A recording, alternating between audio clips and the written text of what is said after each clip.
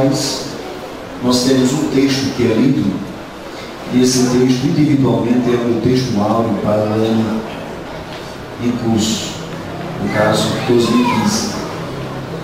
E cada ano nós temos tido um texto, uma mensagem aqui. E para este ano Deus nos deu dois textos que parecem não ter nada a ver um com o outro. Abacuque capítulo 3, versículos 17 a 19, com Efésios capítulo 3 e versículo 20. Abacuque capítulo 3, versículos 17, 18 e 19, e Efésios 3, versículo 20. Vamos ver o que é que Deus tem para nós e as suas promessas em nossas vidas. 17 de Abacuque 3. Porquanto, ainda que a figueira não floresça, nem haja fruto na vide, o produto da oliveira minta, e os campos não produzam mantimento, as ovelhas da malhada sejam arrebatadas, e nos currais não haja vacas. Versículo 18, bem bonito. 1, 2, todos. Todavia eu me alegrarei do Senhor, e exultarei do Deus da minha salvação. Agora vamos no 19, juntos. Jeová o Senhor é minha força, e fará os meus pés como os das cegas, e me fará andar sobre as minhas alturas. Diga amém. Amém. Agora vamos para Efésios 3 e 20.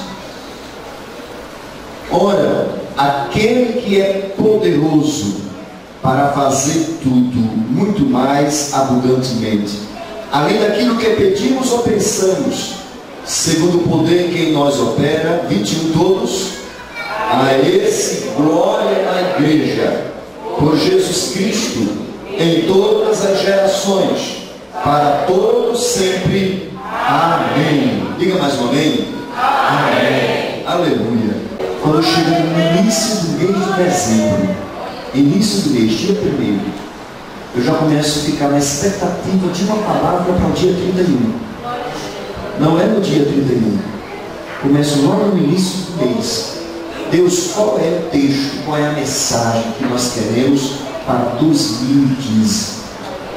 E a palavra de Deus para 2015, que a nossa meditação nesta noite é esta. 2015, o ano que Deus escolheu para fazer infinitamente mais. Só alguns disseram amém que entendeu, outros estavam dormindo. Acorda, olha para cá, deixa eu dizer novamente. 2015, o ano que Deus escolheu para fazer infinitamente mais. Amém. Nós observamos tanto Abacuque como Efésios, e aí vamos examinar esse texto para entender o tema que Deus colocou no meu coração nesta noite. Se você for curioso, quiser anotar na sua Bíblia, anotar no pedaço de papel, anota e veja o que Deus vai fazer na tua vida em 2015. Mas para isto, eu preciso também, antes de desfrutar das bênçãos de Deus, estar preparado para qualquer circunstância. Devemos estar pronto para as bênçãos e devemos também estar pronto para as adversidades. Jó, quando aconteceu toda aquela situação com ele, aí ele disse: o Deus que nos abençoou, o Deus que me encheu de bens, o Deus que fez tantas coisas, não poderia também ter nos dado mal? Então Deus é o Deus que nos abençoa com bênçãos infindas, mas tem horas que Ele também permite passar por situações adversas, até para que nós venhamos crescer espiritualmente. Nós não crescemos espiritualmente somente na bênção. Na bênção, todo crente, todo homem, toda mulher que está na igreja é crente. Mas quando vem a prova, quando vem a adversidade, é aí que nós sabemos quem é, na verdade, o crente. E aí no texto de Abacuque, capítulo 3, versículo 17, vamos entender que antes de desfrutar das bênçãos infinitas, estejamos preparados, porque o texto vai dizer assim: ainda que a figueira não floresça. A Nova Versão Internacional vai dizer: ainda que a figueira não produza frutas. Para o judeu, a figueira é símbolo de economia e prosperidade.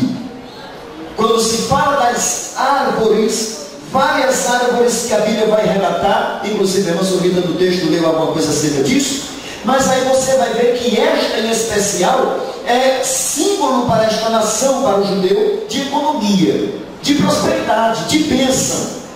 Aí o profeta vai dizer: ainda que a figueira não floresça, ainda que porventura falte algumas condições financeiras, ainda que a prosperidade não bata a minha porta. E aí eu vou entender ainda outro fator dentro desse texto. A figueira, ela dá seu fruto durante todo o ano. Todo o tempo que alguém chegar numa figueira, vai encontrar algum fruto.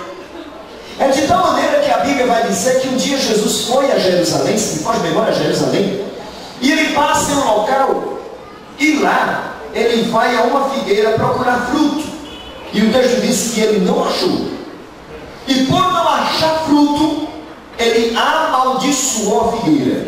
Já leu isso na Bíblia? Ao amaldiçoar a figueira, Jesus continua na sua caminhada. No outro dia, quando ele retorna, aí diz a Bíblia que a figueira que Jesus tinha amaldiçoado tinha se secado. E alguém disse: mestre, a figueira que tu amaldiçoaste secou. Mas é interessante observar que o texto vai dizer antes disso que ele foi procurar fruto na figueira, não sendo tempo de fruto. E alguém ficou questionando: ora, se ele vai procurar fruto na figueira sem ser tempo de fruto, e ele amaldiçoou por não ter fruto, parece uma incoerência. Mas aí nós entendemos, pelos próprios relatos bíblicos, que a figueira, ela todo o tempo ela dá fruto. Tendo ela flores, ela dá fruto. E quando Jesus foi procurar fruto e não tinha, e ele amaldiçoou, não sendo o tempo de dar fruto, é porque Jesus sabia que a figueira, mesmo sem ser o tempo dela, tinha que ter fruto. E eu vou entender ainda, até abrindo o leque aqui, porque parece que eu fugi aqui da mensagem, mas deixa eu fugir. Eu vou entender que lá em Lucas capítulo 13, versículos 6 a 9, Deus espera que nós, como figueiras espiritualmente falando, também venhamos dar fruto. Lucas capítulo de número 13, versículo 6, diz que o Senhor contou uma parábola, e nesta parábola o Senhor disse que um vinhateiro plantou em sua vinha uma figueira, e esta figueira passou todo o tempo sem dar fruto. E aí alguém chegou e disse: por que está esta figueira plantada aqui sem dar fruto? Corta, porque ela está ocupando lugar inutilmente. Figueira tem que dar fruto. Crente em Jesus tem que dar fruto. Você não foi escolhido somente para fazer parte de uma membresia de igreja. Você não foi escolhido simplesmente para pertencer à igreja A, à igreja B, não. Você não foi chamado para estar sentado no banco e ver o culto aqui na quarta, o culto do domingo, a escola dominical, o ciclo da nação. Deus não te chamou para isso. Deus te chamou independentemente se você quiser ou se não. Você foi chamado para dar fruto. Tem glória a Deus nessa noite por isso? Nós damos frutos cantando, nós damos fruto evangelizando, nós damos fruto quando nós contribuímos, nós damos fruto com a nossa diaconia, com o nosso presbitério, com o nosso pastorado, com a nossa vida cristã. Nós damos fruto. E o Senhor Jesus, ele diz nessa parábola que o homem disse: corta a figueira, porque a figueira não está dando fruto. Crente, você foi chamado por Deus para dar fruto. Não fique se escondendo, não, que Deus não gosta de covarde. Aleluia! Deus te chamou para você ser valente, para você se colocar nas mãos de Deus e dizer: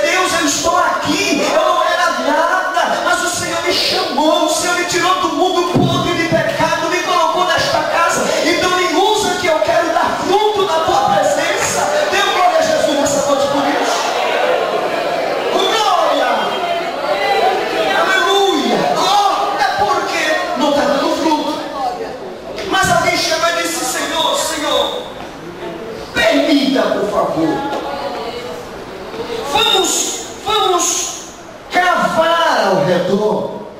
Vamos colocar adubo nessa figueira. Senhor, permita mais um ano. E se ela der fruto, que permaneça. Se ela não der fruto, corta.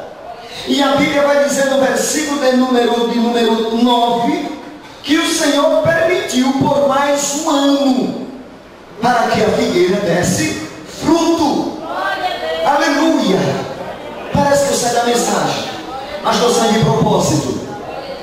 Deus está dizendo para um, dois ou três, ou quem sabe para a multidão toda que está aqui nessa noite, para você que está me ouvindo através da internet, Ele vai te permitir mais um ano.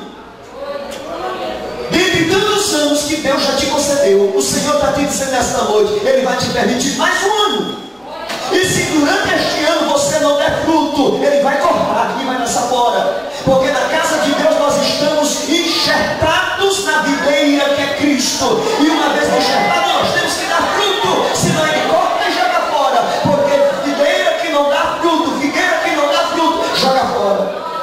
Mas nessa noite, Deus está te capacitando para você dar fruto.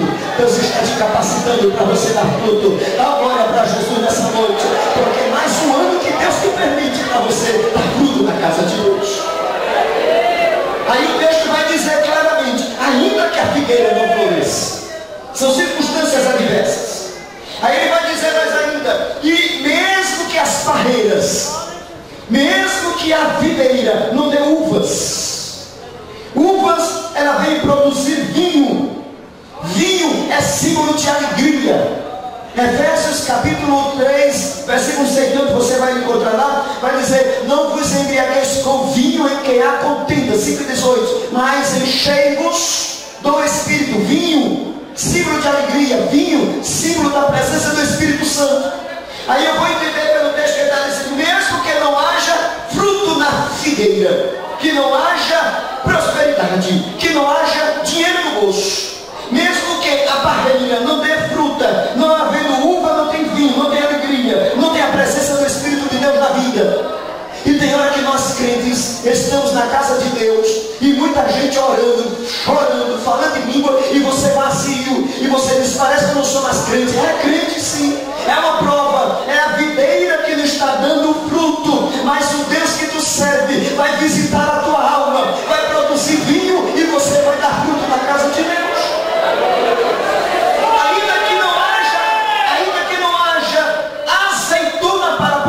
Diz na versão internacional, gostei desse texto. Ainda que não haja azeitona para apanhar. Ora, azeitona, o azeite vem aí produzir justamente azeitona, o azeite, que é o óleo. Óleo é símbolo de saúde, óleo é símbolo de brilho. E aí eu quero entender que mesmo que aconteça em 2015 de não ter saúde, que a saúde seja pouca, que passe mais tempo tomando remédio do que sem tomar. Aí o texto continua e vai dizer assim, mesmo que não tenha trigo para colher, não tendo trigo, vai faltar pão. Misericórdia, pastor. O senhor está profetizando bênção ou maldição? Eu estou dizendo, antes de nós desfrutarmos das bênçãos infinitas, eu tenho que estar preparado para as circunstâncias adversas que podem vir. E o texto é claro ao dizer, ainda que não tenha trigo para colher, não tenha pão, que falte mantimento. Aí você vai dizer, peraí pastor, a Bíblia diz assim, nunca vi um justo desamparado, nem sua descendência mendigar o pão. Quem disse isso foi Davi. Mas tem momentos que nós podemos passar situações, procurar dinheiro para comprar o pão e não ter. E não é porque não tenha dinheiro para comprar o pão que você vai dizer, não vou ser mais crente. Agora eu vou ser crente. Mesmo que não tiver dinheiro para comprar uma roupa nova, eu não vou para a igreja. Tem muitos crentes que não vieram hoje na igreja porque disseram que não comprou um sapato novo e uma roupa nova. E perdeu uma bênção. Porque ser crente, irmãos, não é ter roupa nova, não é ter sapato novo. Ser crente é ter a certeza de que um dia Jesus vai buscar a igreja e nós vamos morar com Ele. Ainda que não haja trigo para colher, ainda que não haja mais ovelha nos campos. Outra tradução vai dizer que não haja mais ovelhas, assim, que não haja gado, ou que não haja vaca nos currais. Não havendo ovelha, naquela época a ovelha era símbolo justamente das vestimentas. Não havendo não haveria manteiga, não haveria os derivados aí que advém do leite, tudo aquilo que vem a beneficiar-nos. Aí ele vai dizer: mesmo que me falte tudo isto, seja certo de que aconteça o que acontecer, eu serei crente, independentemente das bênçãos materiais. Aleluia! Tem gente por aí que está dizendo assim: comigo é o seguinte, eu pego Deus, coloco no pé da parede e Deus tem que me dar. Não entre por esse caminho não, que você pode se arrebentar com Deus. Que Deus não é seu parceiro, Deus é seu Senhor. Amém. É prazer dele dar, é prazer dele abençoar. Mas se porventura ele quiser nos provar, ele prova. Porque o homem justo, temente, que se desviava do mal, chamado Jó, ele passou por uma situação que perdeu tudo, e a única coisa que lhe sobrou foi um caco de telha para coçar as suas chagas. Mas quando ele se viu nessa situação, ele disse: Deus deu, Deus tomou. Continue. Bendito seja o nome do Senhor. Eu sou crente quando eu estava minha família, meus filhos, quando eu tinha gado, quando eu tinha roupa, quando eu tinha amigo, quando eu tinha tudo. Mas Deus tomou tudo. Bendito seja Deus, vou continuar crente. E tem mais uma coisa: mesmo que ele me mate, nele eu esperarei. Aleluia. Seja crente. Ainda que falte tudo isso, seja crente. Aí o versículo de número 18 vai dizer para nós nesta noite: mesmo que todas essas situações venham me acontecer, eu me alegrarei no Senhor.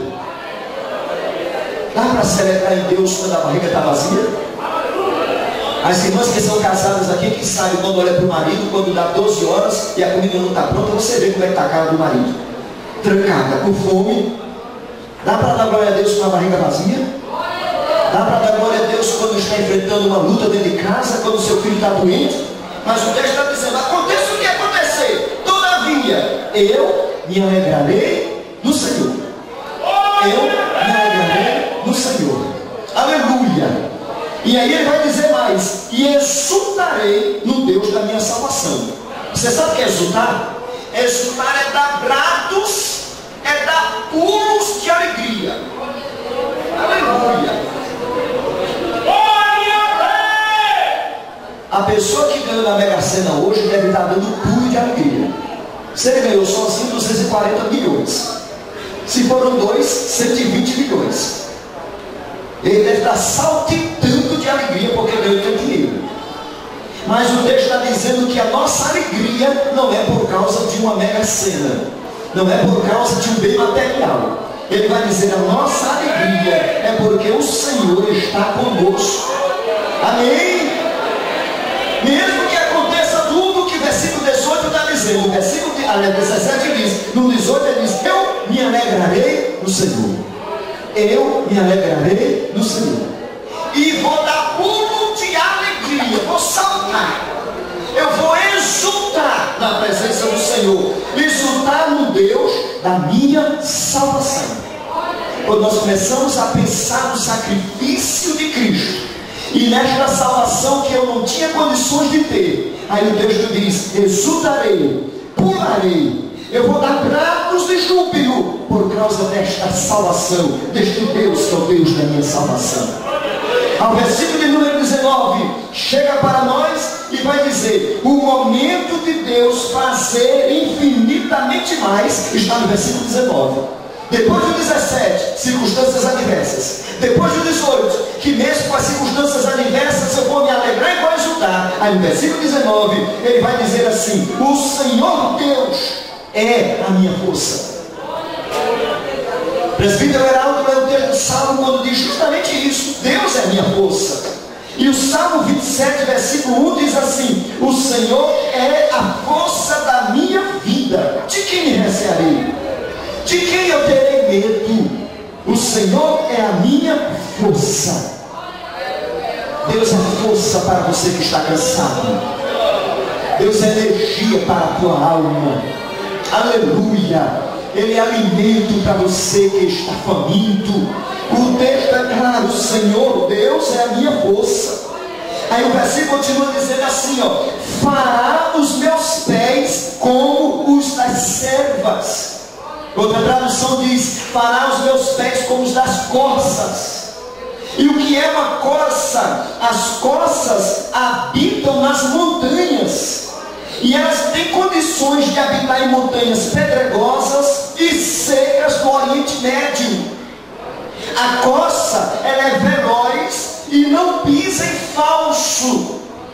Ela pode correr numa floresta escura, com pés ligeiros e sem tropeçar. Muitas vezes a gente está andando dentro de casa com as lâmpadas tudo acesas e ainda a gente tropeça em alguma coisa. Mas corça anda na floresta escura e não tropeça nas pedras. A corça é símbolo da firmeza dos passos. A corça, ela pode correr. A corça, ela sobe os mais elevados picos montanhosos e percorre o cume dos montes. Aí o texto está dizendo: o Senhor fará os meus pés como os das corças. Ou se eu fosse você, eu dava glória a Deus nessa noite, porque a promessa de Deus para mim, para a tua vida neste ano 2015, pés de corças. Deus vai te dar pés de corças. O inimigo vai tentar alguma coisa contra a tua vida, mas não vai encontrar, porque quando ele pleitear contra a tua vida, Deus fará você andar e salpicar sobre os montes, sobre as montanhas, e você não vai pisar em falso. Glória a Deus! Não nada é projeto de Satanás ficar buscando falha em nossas vidas. Ele pega uma luneta e ele fica em cima do crente, procurando um, procurando o outro, e a Bíblia diz que ele fica rodeando a terra, procurando a quem possa acusar. Mas enquanto ele está procurando a quem possa acusar, dia a dia nós estamos banhando nos rios caudalosos do Espírito Santo, e o sangue de Jesus vai nos limpando, nos purificando, e ele vai ficando envergonhado, e nós vamos pulando, saltando e subindo montanhas, e Deus dizendo: te dou pés de coça, pés de coça, pés de coças, pés velozes para você correr, andar, trabalhar, fazer e acontecer. Oh, glória a Jesus nessa noite. Deus nos dará pés de coças. Se prepare para Deus te dar pés de coças. 2014 não foi diferente comigo. Deus me deu pés de coças. Glória a Deus. Deus me deu pés de costas nesse ano 2014. Fui perseguido. Não posso contar a história toda não. Perseguido. Fui ameaçado. Teve dia que eu saí aqui na feira de sábado, assombrado, porque alguém ameaçou. Mas Deus disse: é pé de costa. Glória a Deus. Glória a Deus. Vem por aqui, vem por aqui. Entrei num canto, entrei no outro. Fui tomar um suco no restaurante, numa lanchonete. Entrou no canto, entrou no outro, perseguindo. Mas Deus, pés de costas. Você vai saltar montanhas. O inimigo não vai te pegar. Glória a Deus. Vem outro por trás, vem de frente, vem de banda, vem de tudo quanto é canto, Deus diz: pés de costas. São os perigos ocultos. São as lutas que a gente vê, fora aquilo que a gente não vê até de tempo. Que no dia a dia, Deus está nos guardando das setas inflamadas do maligno. O texto que o presbítero Heraldo leu diz que são setas de bronze, na minha tradução, setas de bronze, que ele fica lançando, querendo pegar.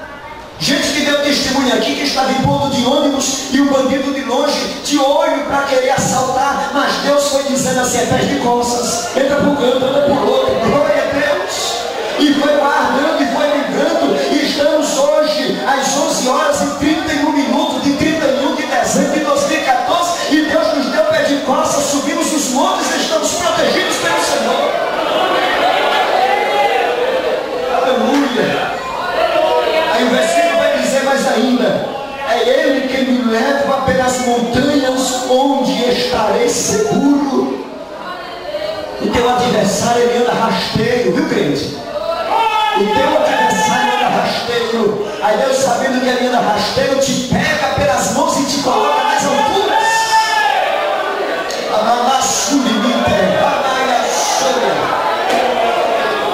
Tem gente aqui que não está entendendo nada, mas tem gente aqui que Deus está dizendo: eu estou levando você em alturas. Estou te colocando em lugares que o diabo está querendo te procurar e não vai te achar, porque está guardado nas minhas alturas. Uma vez o Senhor disse assim para Moisés: Moisés, vem cá, meu filho, sobe cá, sobe. Eu não quero você embaixo, não. Aleluia, eu quero você aqui pertinho de mim, nas alturas.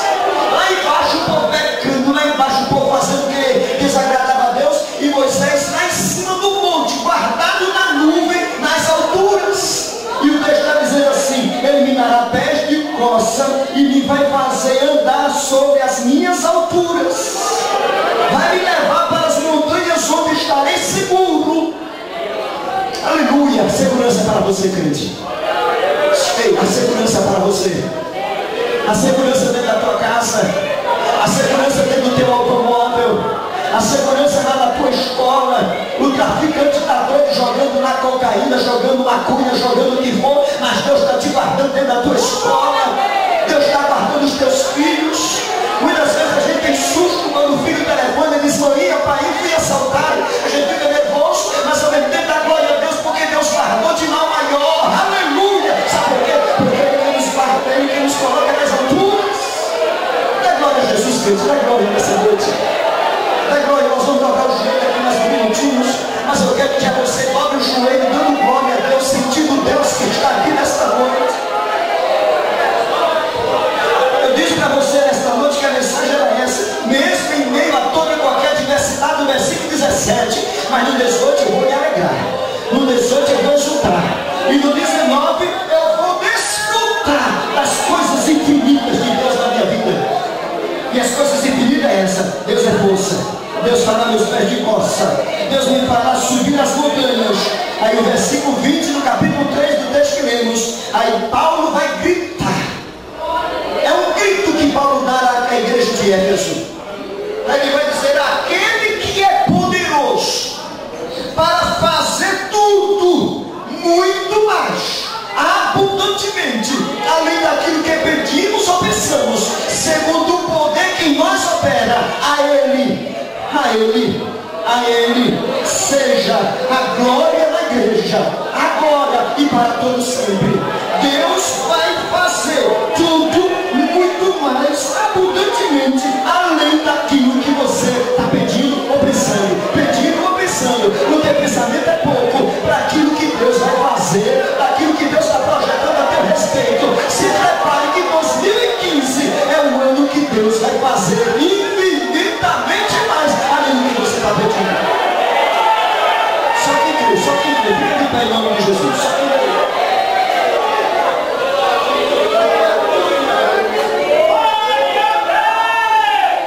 Tem bênção infinita para você. Ei, você não entendeu, deixa eu falar novamente. Tem bênção infinita para você. Aleluia. Prepara os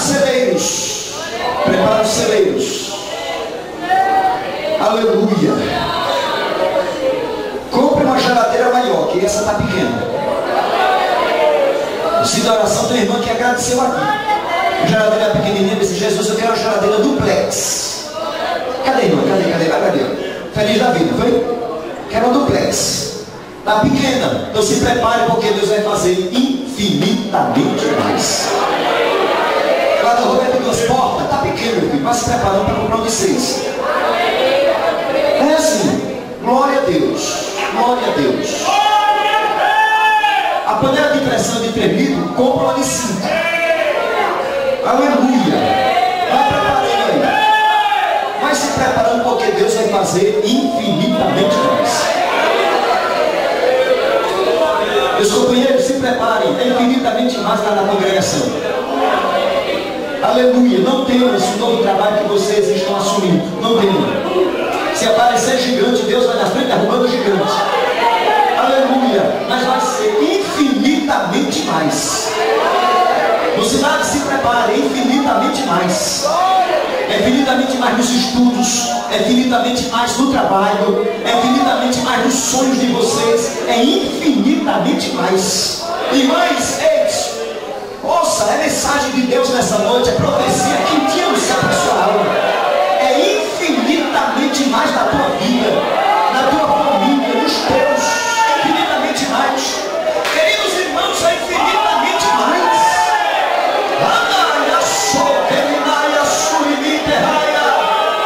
É infinitamente mais. Aleluia. Quem sabe o seu salário, você está dizendo: Jesus, olha para o meu salário, multiplica meu salário, tem misericórdia.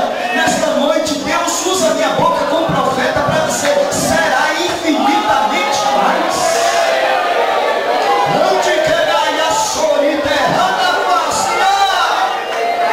Infinitamente mais na tua vida, no teu trabalho, nos teus afazeres. Vai ser infinitamente mais no meu ministério.